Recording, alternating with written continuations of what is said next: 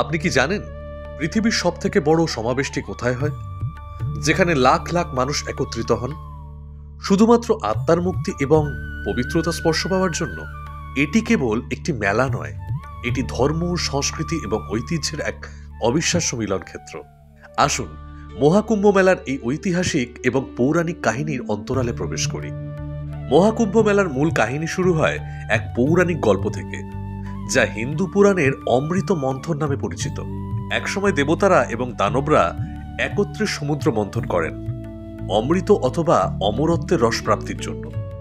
কিন্তু এই মন্থনের সময় একটি বিশাল যুদ্ধ শুরু হয়।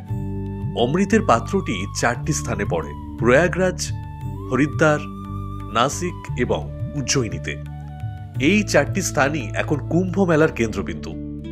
বিশ্বাস করা হয় এই স্থানগুলোর নদীতে স্নান করলে পাপ মুক্তি হয় এবং জীবনে আধ্যাত্মিক শান্তি আসে। কুম্ভ মেলার ইতিহাস শুধুমাত্র পৌরাণিক কাহিনীতেই সীমাবদ্ধ নয়। মহাভারত, রামায়ণ এবং বিভিন্ন পুরাণে এর উল্লেখ পাওয়া যায়। কিন্তু কুম্ভ মেলা কবে থেকে শুরু হয়েছে? বিশেষজ্ঞরা মনে করেন কুম্ভ মেলার অস্তিত্ব প্রায় 2000 বছরের পুরনো।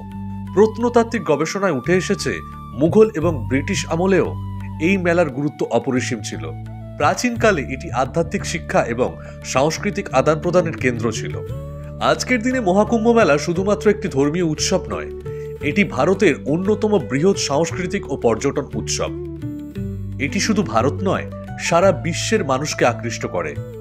আধ্যাত্মিকতা, সংস্কৃতি এবং ভক্তির এই মহোৎসব দেখতে দূর দূরান্ত থেকে মানুষ আসেন। মহাকুম্ভ মেলা শুধু একটি মেলা নয়, এটি জীবনের গভীর অর্থ খোঁজার একটি যাত্রা। আপনি যদি এই ঐতিহাসিক এবং আধ্যাত্মিক অভিজ্ঞতার অংশ হতে চান, তবে 2025 সালের কুম্ভ মেলার পরিকল্পনা করুন।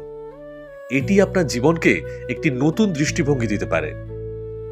তাহলে কিভাবে এই মেলার ঐতিহ্যকে ধরে রাখতে এবং এর গল্প আরো অনেকের কাছে পৌঁছে দিতে পারেন? এই ভিডিওটি শেয়ার করুন এবং আমাদের চ্যানেলটি সাবস্ক্রাইব করুন। আর ঐতিহাসিক ও সাংস্কৃতিক কাহিনী জানতে আমাদের সঙ্গে থাকুন। আজ এখানেই শেষ করছি। মহাকুম্ভ মেলার এই কাহিনী যদি আপনাকে স্পর্শ করে থাকে, তাহলে একটি লাইক দিন এবং আপনার মতামত জানাতে ভুলবেন না। আপনার যাত্রা হোক পবিত্র এবং মঙ্গলময়। ধন্যবাদ।